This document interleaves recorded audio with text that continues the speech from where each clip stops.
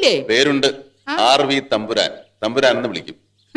തമ്പുരാനും തമ്പുരാട്ടിന്നും ഒക്കെ ഇവിടെ ചെറുമക്കളാ ഞങ്ങളെ വിളിക്കുക. അതെങ്ങനെ ഒരു പേരാകുക? കേളാന്ന് തന്നെ വിളിക്കാം, അതാ ഒരു സുഖം. ആ, ഞാൻ ആച്ചമ്മ. എല്ലാവർക്കും ഞാൻ ആച്ചമ്മയാ. കേളനും അങ്ങനെ വിളിച്ചാ മതി കേട്ടോ. ഇതെന്റെ മൂത്ത മകൻ കുമാരു. ഞങ്ങൾ ഇന്നലെ പരിചയപ്പെട്ടു. ഓ, ഇത് രണ്ടാമത്തവൻ അയ്യപ്പൻ. ഇങ്ങോട്ട് മാറിക്കടാ.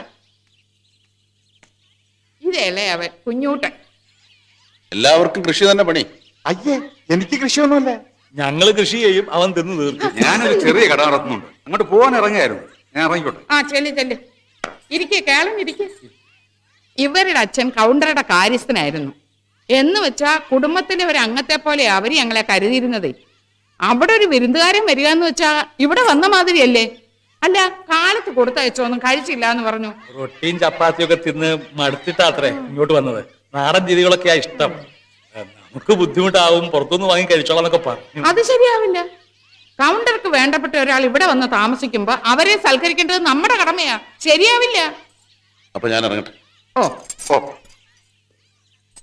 പിന്നെ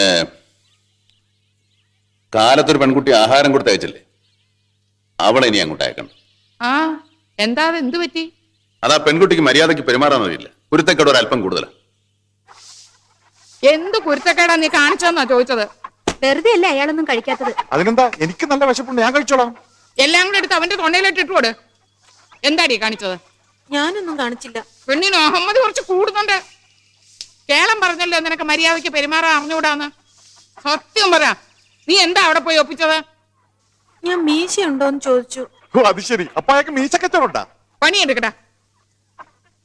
അതല്ല, ഞാൻ അയാളെ കാര്യസ്ഥനോട് മീശ അകത്തുണ്ടോന്ന് ചോദിച്ചു. കേളനെ നീ മീശയെന്ന് വിളിച്ചോ? അയാൾ ആരാന്നറിയാവോടി നിനക്ക്? കൗണ്ടറുടെ വീട്ടിൽ വന്ന ഒരാളിനോട് മര്യാദയായിട്ട് പെരുമാറിയില്ലെങ്കിൽ നന്ദി കിടല്ലേ അത്? നീ ഇപ്പൊ പോണം, പോയി മാപ്പ് പറയണം. അല്ലെങ്കിൽ ഈ വീട്ടിൽ നിന്ന് ജലപാനം നിനക്ക് തരില്ല. പോ.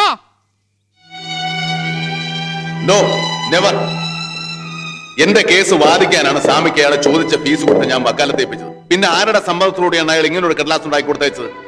ഞാൻ പറഞ്ഞില്ല, 4-5 വർഷമായില്ലേ നിങ്ങൾ ഭാര്യ ഭർത്താക്കന്മാരെ പിരിഞ്ഞു ജീവിക്കാൻ തുടങ്ങി. ഇതുവരെ നിങ്ങൾക്ക് യോജിക്കാൻ കഴിഞ്ഞില്ലല്ലോ. പിന്നെ എന്തിനീ ഡൈവോഴ്സ് കേസ് ഇങ്ങനെ നീട്ടിക്കൊണ്ടു? ഓഹോ, സണ്ണിച്ചാനുകളുടെ പക്ഷം ചേർന്നു. കൊള്ളാം. ഇലയ്ക്കും പുള്ളിനും കേടില്ലാത്ത രീതിയിൽ ഇതങ്ങ് അവസാനിച്ച ഇല്ല, ഇതങ്ങനെ എളുപ്പത്തിൽ അവസാനിപ്പിക്കാനുള്ളതല്ല. അവസാനിപ്പിക്കാൻ നിങ്ങളെക്കാൾ മുമ്പ് ഞാൻ ശ്രമിച്ചതാ. ഒഴിഞ്ഞു മാറിയത് അവളാ. A compromise can only be a temporary cure എന്നായിരുന്നു അവളുടെ മൊഴി. അത് തന്നെയാണ് എനിക്ക് പറയാനുള്ളത്. No compromise. എന്റെ അമ്മയ്ക്ക് ഒരു അസുഖമില്ലായിരുന്നു. എന്റെ